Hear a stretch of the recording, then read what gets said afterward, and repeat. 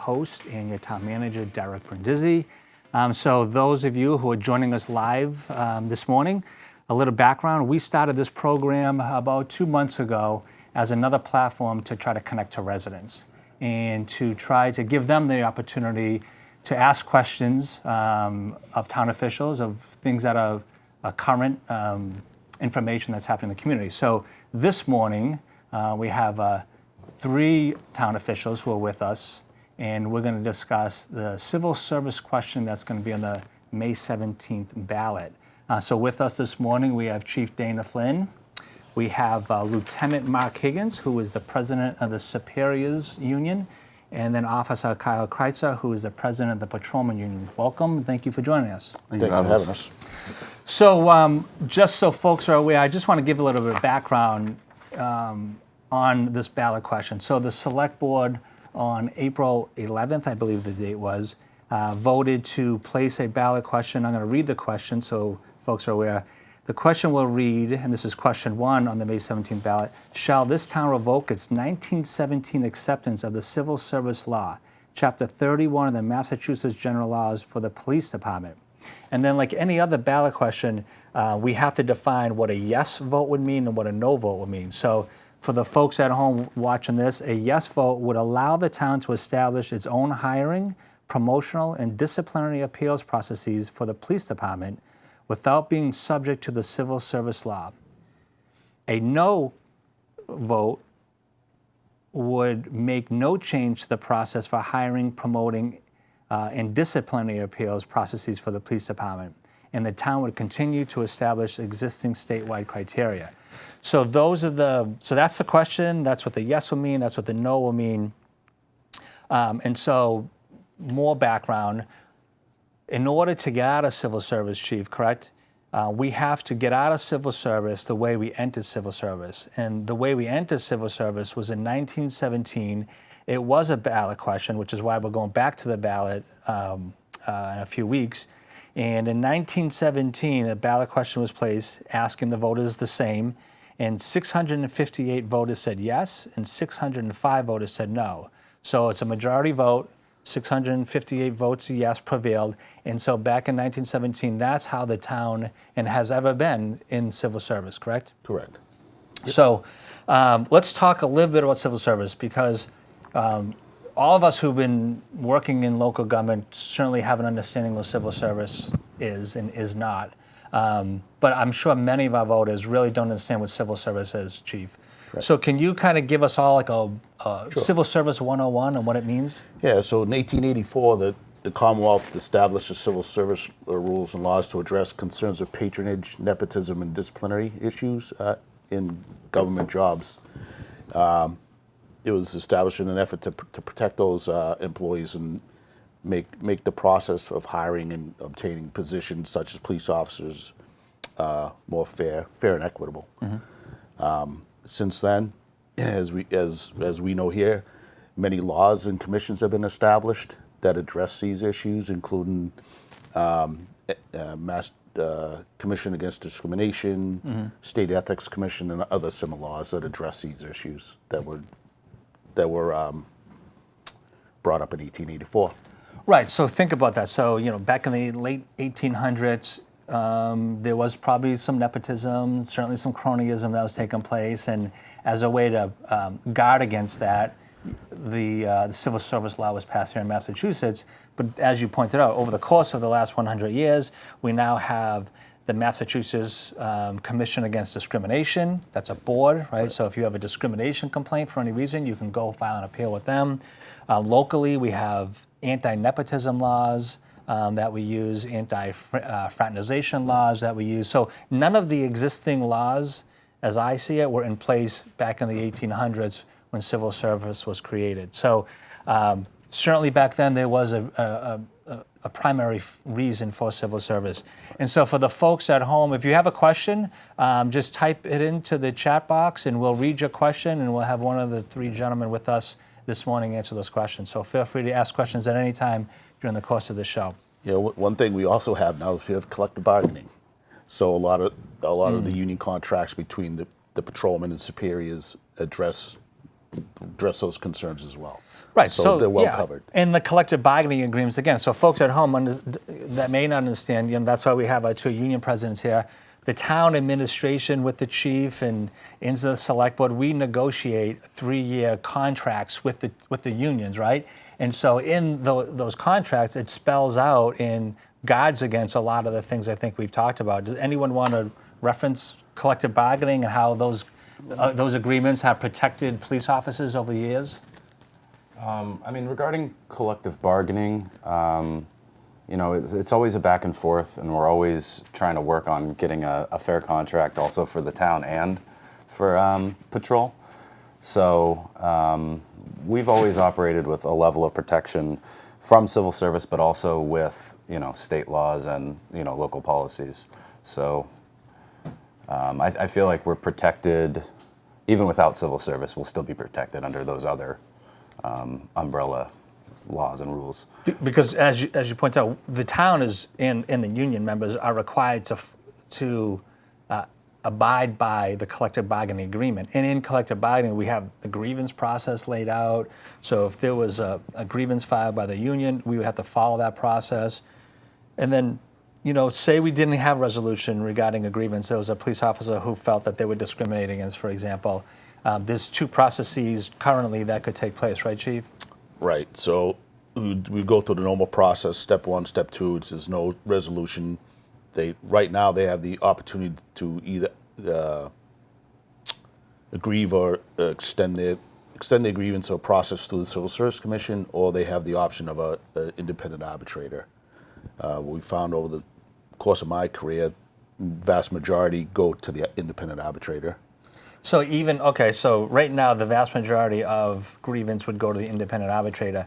So the question is, if we came out of civil service, that's still the pathway that they would follow, That's still the right? pathway. Right, so that's not going to change. So if we came out of civil service, a grievant would go through the grievance process outlined in the collective bargaining agreement, which still will exist without civil service, right? That's not going to change. If they're not satisfied with the grievance process, they'll go through independent arbitrator, right, out of Boston, and that's not going to change, right, Lieutenant? Right, that's not going to change if we come out of civil service. Correct, that will not change. So, in that sense, a lot of the protections that we have today are going to continue. Is that a fair assessment? Correct. Yes, and I think that was an important part to ensure that it was the same as with civil service, that we were protected just as much if we came out as if we still stayed in. Right, and that's really important. I think it's important for everybody. Do we have any questions as of yet? As of yet, no. No questions. So let's continue forward. So, again, we're talking about civil service. We're talking about, why a yes vote would give the police department some flexibility in hiring, in particular recruiting and retaining police officers. Which, Chief, so I've been here a little over 3 years now, and Right. I think you've been in your seat for about almost 4 years, coming on this summer, I think. Yes, 4 years. And you and I, over that course of time, we've often talked about recruiting and then, more importantly, retaining our police force. And can you share with the folks some of the struggles and the vacancies that you've Sure. you've dealt with over the course of your tenure? Yeah, so the very first year I was on the job, we had projected by that September we were going to be short 24 officers. And we're still struggling through that. For whatever reason, several years ago, the police profession, we found those interested, number of people interested in being police officers steeply declined. I'm not going to get into the reasons for that, but it is what it is. So just for example, FY22, we ended up with a shortage of 11 officers. 23, we had 6 officers short. 24, we had a shortage of 8 officers. Right now, I do have 10 student officers in the police academy. 8 are scheduled to graduate in June, 2 more in September. However, even with that shortage, I'm still short 6 officers. Mm-hmm. I did have another resignation, a notification of resignation come to me day before yesterday, so that's 7. And right now, I also, in addition, I have 5 scheduled retirements by the end of this calendar year. So right now, the projection by next December, I will be short 11 officers. Currently, right now, the student officers that were hired in the academy now were off of our last civil service list, and which became available to me last July. So they their first instance or contact with the department to become a police officer started last July. We will not have out of that list. We exhausted all the potential residential applicants. And we will not have a new civil service list available to us till this July or maybe later, because they just had the exam in March, and it takes a period of time for the appeals processes and the list to be certified. So let's just pause for a minute, just so people at home can consume this information. This show will be aired, in future dates as well, so people can watch a recording.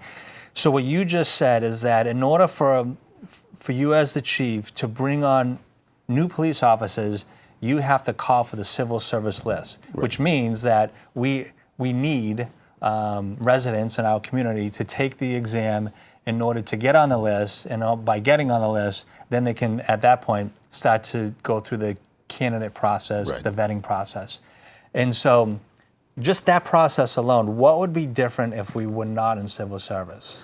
So there's a couple of different avenues that other police agencies have opted for. Some have their own exams. Some just have an application process. Some hire third-party vendors that have a continuously running exam that they can call this for. Other chiefs I was spoken to, they said that they've been able to fill vacancies, and get the candidates through the academy process within 2 weeks. Our last civil service list that these 10 student officers were hired from only had 43 residents' names had taken the exam. When they were notified to sign the list of interest, we only had 21 of the 43 sign the list that they were still interested. Out of that number, only 12 returned the application packet, and we ended up with the 10 that we have today.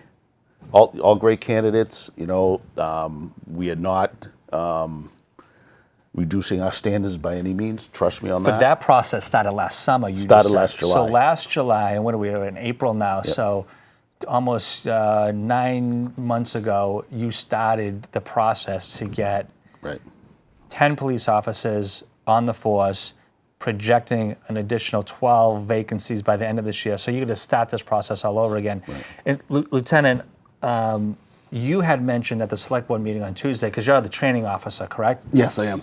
The time it takes to start this process, get them through the academy, get them through the field officer training, and then get them on the road. Can you describe, folks, from the moment they take the civil service exam all the way from them getting on the road, like the length of time that takes? So it's the length of time to start at the end is approximately just under 18 months. So almost a year and a half before when they come in for their first interviews, to meeting all the qualifications to start the police academy, whether it's the PT test, the psychological exam, the physical that they have to take. Then they start the police academy, which is 22 weeks. Upon their graduation of the police academy, they're still not patrolling the streets. They have to do 80 hours of our in-house training so that they're learning generally how to be a police officer. But then when they come to us, we have to teach them how to be a Plymouth police officer, how to do our policies and procedures, our town, how the layout of our town is, and how we operate as an organization. After those 80 hours of that portion of training, they're then put into a field training officer program that's through 3 different phases. And once they complete that 3 months from that point, then it's called cutting your wings, and they are on the road by themselves. Still learning at that point. And they're, but yeah, it's approximately about a year and a half. So from beginning to end, from the moment we call for the exam to getting them on the road so they're an officer who can work independently, it's 18 months. Yeah, so if we have an officer that, say, retires in July, and we go to replace him, there's a good chance that that one replacement for him will not be starting until the following year in that fall. Right, Just how long and it that's takes. right. That's what the chief had mentioned. He just got notice this past week that we have one person who said that they're leaving for whatever reason. So it's going to take us 18 months to fill that seat, to fill that cruiser. Under the standards right now, yes. That's unbelievable. So I'm going to ask. I have a few more questions, but I know we have someone who's called in. Can we hear that question? They just sent the question in the chat. The question is, would the police department have the option to rejoin civil service if exiting civil service does not solve the department's issue of recruitment? Okay, who would like to answer that question? From what I understand, there'd be no prohibition. It'd still be a local option. In my experience, in my conversation with other chiefs, I've not heard of any that have tried to go back. Try to go back. So it sounds like it's been mostly a positive experience for the ones that have exited. But to the caller's question, we always can go back into civil service. I think in this case, in order to go back into civil service, we'd have to follow the same process, go back to the ballot, ask the voters to give us permission to go back into civil service. But it doesn't. We would never be out of civil service in perpetuity unless we decided to go back. Let me know if there's any other questions, and we'll certainly jump right over to those questions. So we just established that the civil service process is about 18 months to fill a seat. I want to jump over to the president of the Patrolmen's Union.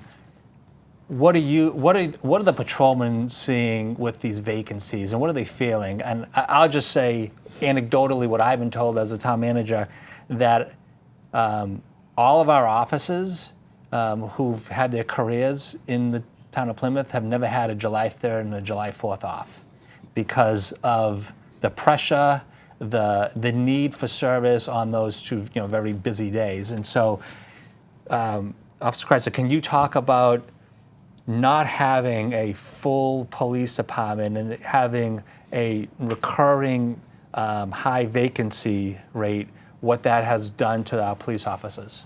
I can. So this town isn't getting smaller. I think we can all acknowledge that. The call volume is going up, and the officers, the amount of people that are here is either going down or it's staying the same.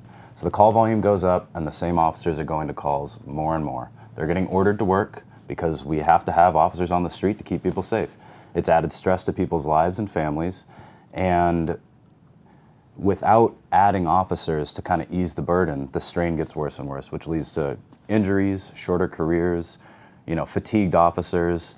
So the numbers, especially in a town that's growing this rapidly, it's incredibly important that these numbers go up. And like we were talking about, it takes a long time to hire and train, whereas someone can resign and it's just like any other job.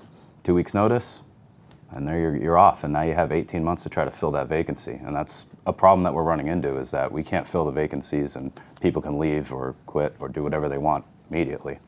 And those vacancies, as you pointed out, have become a burden on the existing force because they're held over, right? Yeah. And can you talk a little bit of the holdover process? Because so if I'm working in the private sector and I'm a 9 to 5, I'm a banker, right? Mm-hmm. So at 5 o'clock, bank closes, I'm going home. That's not the case for the Plymouth Police Department. Yeah, so every time someone resigns, quits, retires, whatever, that's a signal to all the patrol officers. That's another shift to fill. Mm-hmm. So we work 8-hour shifts right now, so that turns into a 16-hour shift. So between that, you have 8 hours to go home, sleep, maybe eat something, see your family for a few minutes, and back to work. And in the summer, we're running full throttle the whole time, and it gets to you after a while. You're working 60 to 80-hour weeks. You have to make split-second decisions in high-stress situations, and if you have more officers to help and to kind of share the burden, it's a better situation for us. Whereas if we don't, we're just kind of figuring it out on the fly, and it's stressful. And you can see it in the guys, and every time we lose somebody, I can see it. It's just one more shift to fill. And then another guy leaves because now this burden is getting high for them. Right. So now they're getting stressed out and they're like, what am I doing?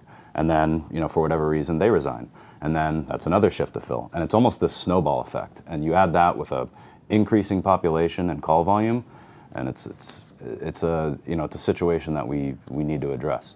Well, that's a great point. So the town's population isn't getting smaller. It's growing every year. And in fact, what I'm seeing more and more over the past 18 months is the southern part of town is really growing, and which is why you started the program to have a substation down at the Cedarville Fire Station, just because the call volume so much, the police department needs to have a presence down there. And I can say that, Chief and I have talked about future budgets adding to the existing force. So, but we can't have that conversation until we can fill the existing vacancies, right? So as the population continues to grow, we know we need to add more firefighters, we need to add more DPW employees, we need to add more police officers. But until we shrink that vacancy rate, there's no sense in adding more police officers in the budget because we can't fill the existing ones that we have now. And so I think to your point, Kyle, like this is a burden. The policing in 2025 is very different than policing in 2005, right? There's the calls you go on, I think, are very different. Chief, and can you speak? I mean, you've been in the business for many decades. Like the evolution of policing here in town. Right. So when I started, I came out in 1997. There were hundreds of names on the civil service list. Right. Hundreds of names, and I was very, very fortunate to be near in the position I was to get selected. But over the years, again, just to piggyback off of Kyle, the population growth has exploded in town. Businesses have exploded. Expectations of the police department. The types of calls that we handle today is never anything we would have considered when I first started. We had people interested in the job. They would stay with the job. They deemed it a career. So it's different now. The times are different. The generation is a little different, if you will. Don't get me wrong. I have a terrific force. The town of Plymouth is very lucky to have the officers that we have. They do a phenomenal job, and I can see some days the exhaustion in their eyes. And we're just trying to alleviate, give them some relief. They need help. Yeah. And so let's talk a little bit about if the voters were to support this question and give the town permission to leave civil service. First point I want to make is I understand both unions have taken a vote and have supported the exit of civil service. Is that fair to say? I don't want to speak. Correct. We have. Okay, so the unions are in full support. The select board is in full support of this. What will be different once we exit civil service? And where I'm going with this is even if we out of civil service and we hire new recruits, we still have to send them to the academy. And we still have that training that Lieutenant Higgins pointed out. But what advantage will we have with trying to get seasoned veterans from other communities to come to Plymouth? So right now under civil service, in order to get a veteran officer from another community, they have to come from another civil service department. But prior to them allowing to be transferred, say an officer from Wareham wants to transfer here, I have to be willing to sign that I will accept that officer, but more importantly, the other chief, his current chief, will have to sign approval of his transfer. And what we're finding now, other departments are having the same problems as we are, is that many chiefs are reluctant to let that employee go.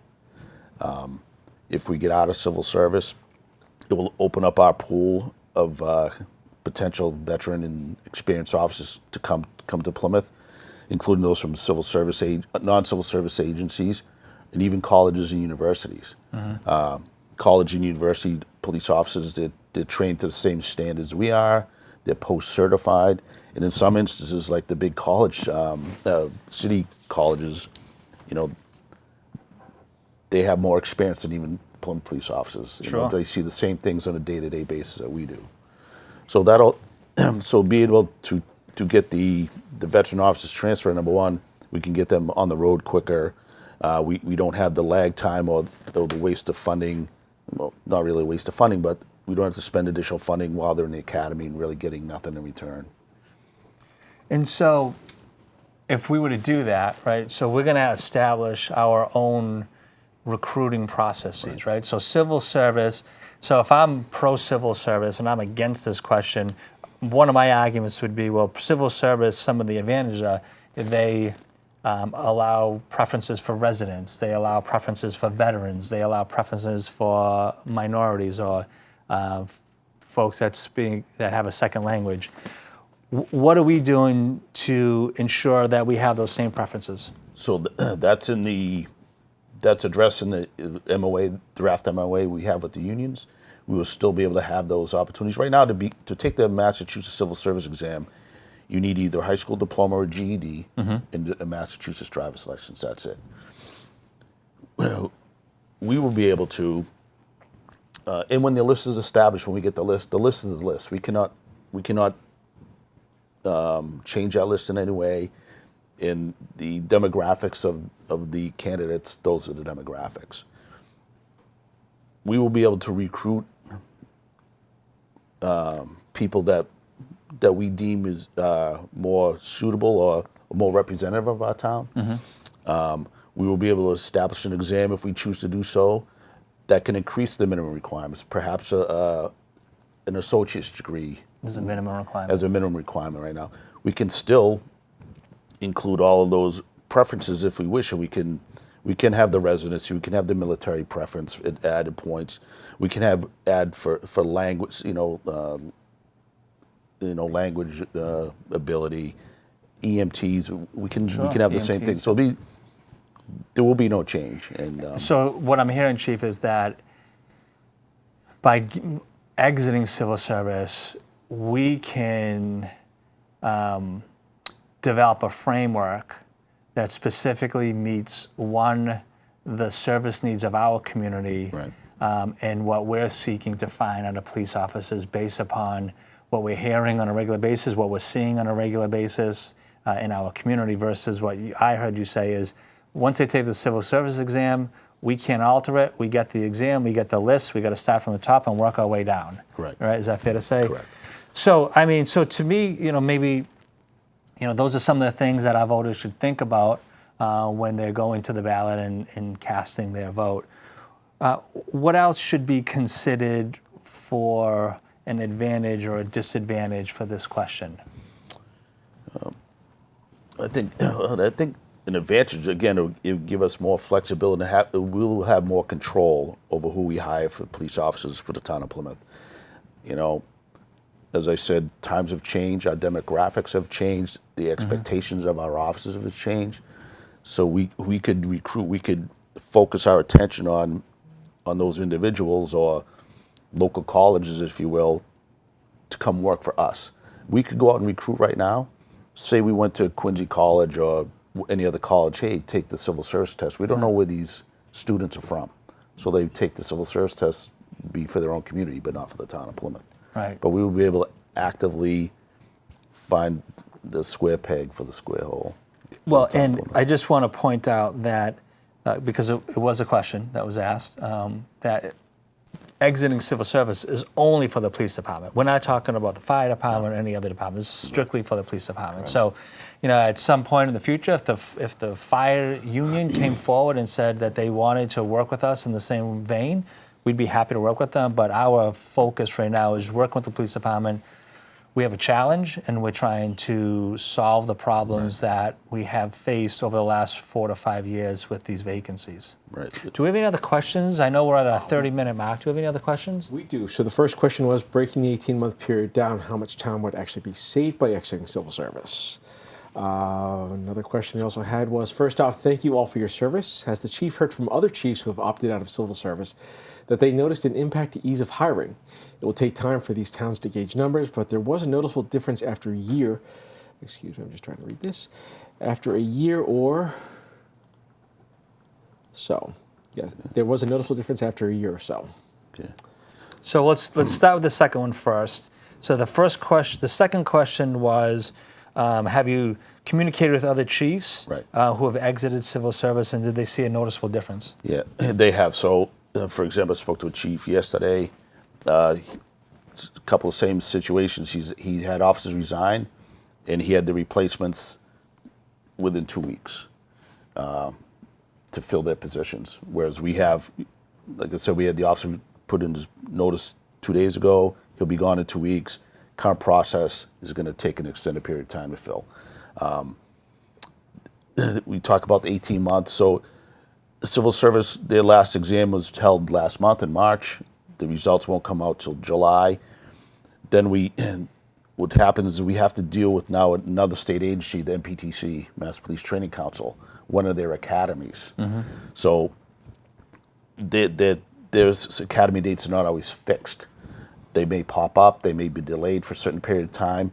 So part of the process is we always want to have people ready to get into those vacant seats because there's such a need or such a backlog demand for those seats. So what happens when we hire today, once the civil service list is signed by the candidate, we give them the application packet, they turn the packet in, they go through an extensive background check that can take weeks. If they pass all of that, then we give them a recorded interview. I send my recommendations to you, you approve or deny. Then after that, they have to have a medical exam, psychological exam. Then they go back to civil service at HRD for a physical ability exam. And only once all of that process is completed, then I can submit their names for a seat at the academy. Some time ago, that delay, you may miss that window. Window. Yep. And this is, I believe this is what happened last year. We missed it by a couple of weeks. And by no fault of anybody's, but it's just, we rely on the medical doctors to have appointments ready. The psychiatrists have appointments ready. So it's hit or miss. And so the question, when you had talked to the other chiefs who have come out of civil service, their response was that they were able to shorten that window. So shorten that window. They weren't so reliant on the civil service list to be certified and ready for them, that they already had a list of potential candidates ready to go. And I think that bleeds into the first question that came up was how much time will be saved. And I think based upon what I heard Chief, both you and Lieutenant mention, as far as time that will be saved, I think it depends, right? So if you're taking on a veteran police officer that's lateral transfer from a different department, Lieutenant, how many? You said what's their training period? 4 weeks, right? Yeah, about a month. I mean, so, if we have someone that transfers far away, they might need to learn the town a little bit more, but usually it's a town over, 2 towns over, so they're already familiar or already reside in Plymouth. Sure. So it's just a quick.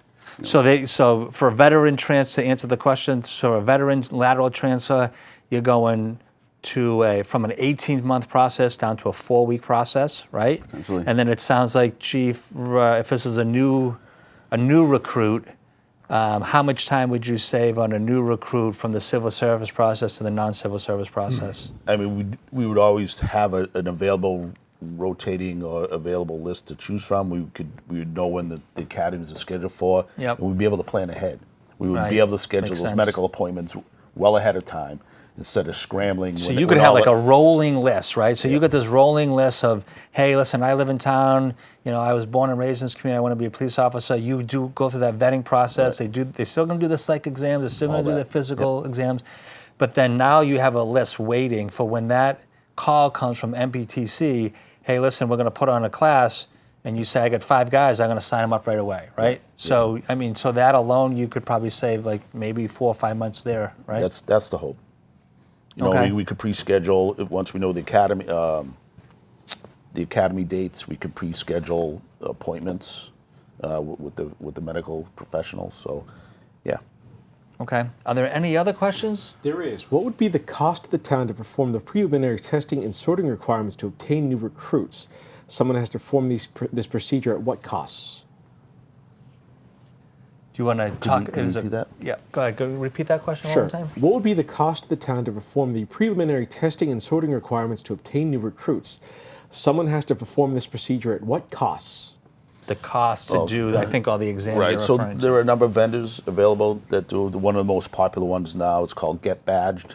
There's also a couple. I'm not throwing their name out there, but Hand Consulting does one as well.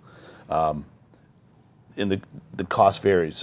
Some departments join a subscription, if you will, to these vendors, or they share a cost with the test takers or the applicant in the town. There will be a nominal cost, but again, it's well worth getting viable and great candidates for our community. Well, and I think the other thing, too, we haven't mentioned is that, especially fire and police, because of civil service, you guys go through your own civil service process.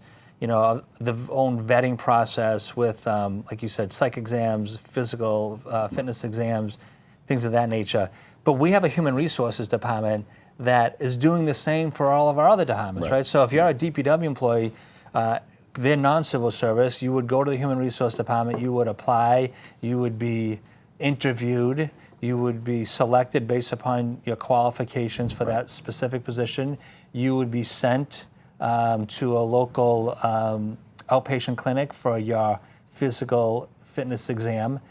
So we already have a lot of these processes in place. Just because of civil service, fire and police have been disconnected to what human resources department is already doing for the rest of the 300 employees. Right. All the costs associated right now with all those medical, psychological exams are our responsibility. Our costs. Our costs. Right. The only thing right now that's not our responsibility is the actual taking of the exam. That's on the candidate. They pay for that. They pay for through that. civil service. Right. Right. And they also pay for their own academies. Right now is $2,500, I think. Yeah, I think between 25 and 3. Yeah, $2,500 to $3,000 is what they pay right now to go to the academy. go to the academy. And Right, that's and they their, pay that's for their the own civil cost. service exam. Yes. Right. Can I comment on the costs? Sure. So the costs also, we have to think about what are the costs right now with having vacancies.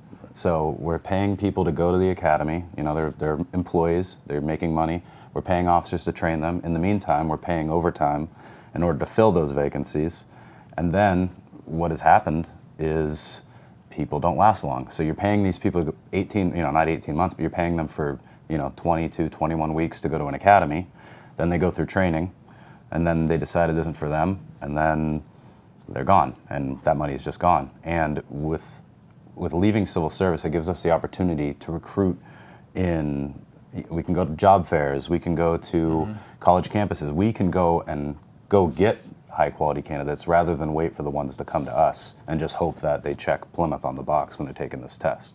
So yeah, well, the test taking the burden would then shift to us to pay for.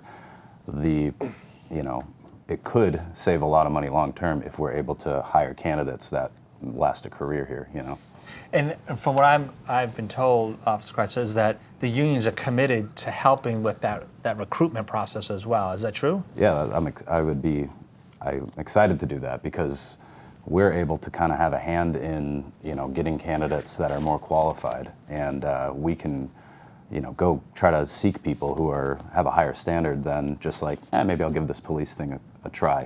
People who want to do this job. And like you said, go to a job fair at Bridgewater State University. Right, yeah. Go there, have a table, talk to students, see Military if they're job interested. fairs, yeah. Right, yeah, absolutely. Versus the civil service process, as we've talked about for the last 30 plus minutes, we get a list. No qualifications necessary. If you're at the top of the list, you're going to get the first phone call. Yeah, right? it's a test on a Wednesday at 8 a.m. in Boston. So some people probably don't make it. Some people aren't excited to make it. And that's just the system that we're given right now. And, that's why we have these vacancies.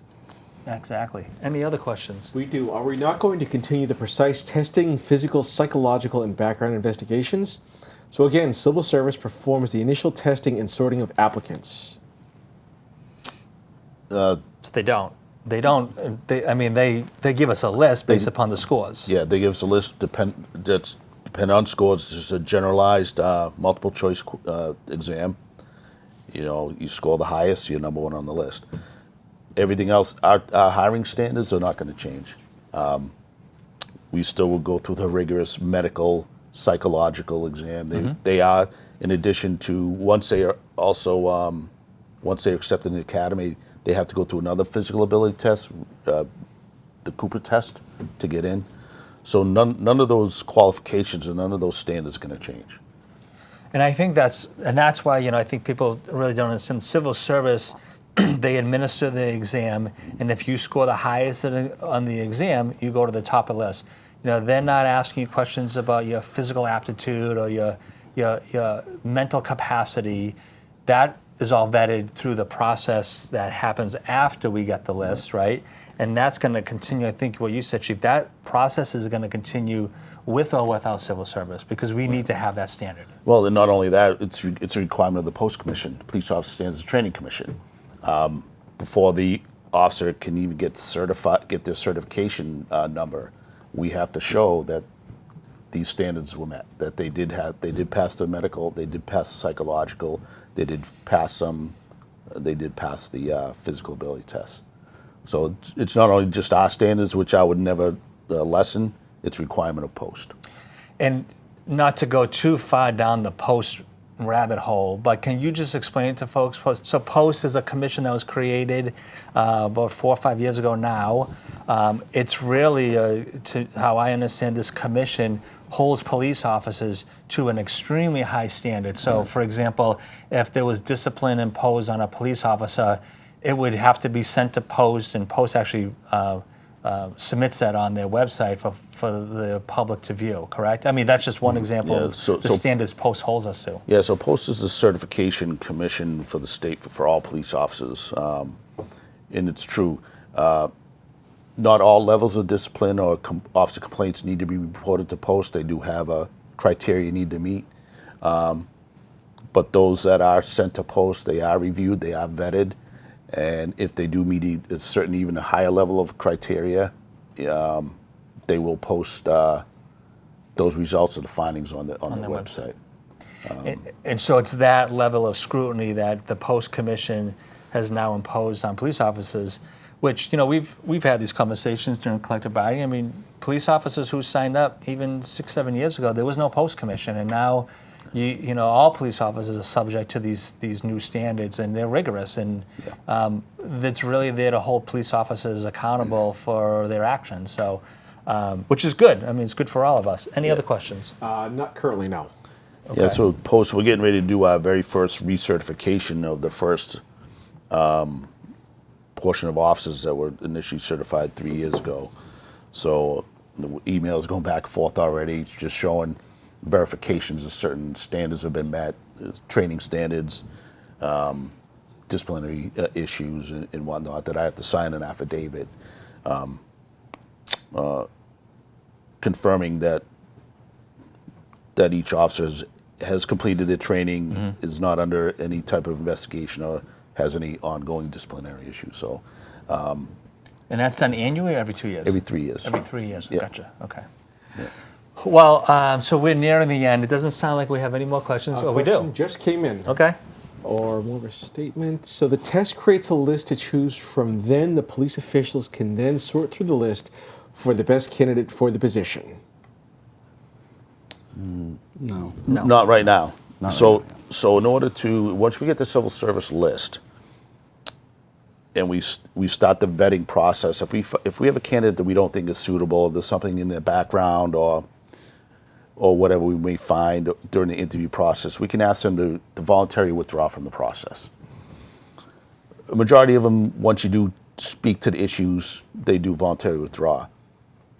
Those who do not wish to withdraw, now we have to go through a lengthy and costly bypass process that the rules are established by civil service. And it can be time-consuming. It can be costly because the attorneys now get involved. There's a hearing. It could be months or even a year or so later. And even in the end, civil service ensures that their process was followed. And if there's any deviation from a process, they can order that person to be hired regardless, even though your background or whatever other investigation you've done shows it will not be a good fit. And that can be problematic. Okay. That's good to know. Any other questions? Not currently, no. No other questions. So I think we covered a lot this morning. We'll hang in for another minute or so if there's more questions. Folks, if you're at home typing away, we'll give you another minute to finish your question before we break. But I do think we've covered a lot on what civil service is and what it isn't. But I think more importantly, this is really focused on recruiting high-quality individuals who want to come work here, and then retaining them so they don't become lateral transfers, and we don't become a training ground for other municipalities in the South Shore. So May 17th is the election. We have 5 polling locations at our May 17th local election. In the past, we had 14 polling locations, and we've consolidate it down to 5. So for those that are at home, make sure you know where your polling location is this year because it may have changed. And we will turn it back to the voters to decide whether or not the Plymouth Police Department should exit civil service. So I thank you all for coming. One last check. Any other questions? No other questions. So again, thank you all for coming. We'll replay this episode throughout the coming weeks as we lead up to the May 17th local election. So thank you all for joining us this morning. And if you have any other questions, we're going to post this video on the town's website. We're working on a frequently asked questionnaire so that we can post that as well. And certainly reach out to myself or the chief or any one of the union members here, and we're happy to answer those questions so you become a more informed voter on May 17th. So thank you, and have a great long weekend.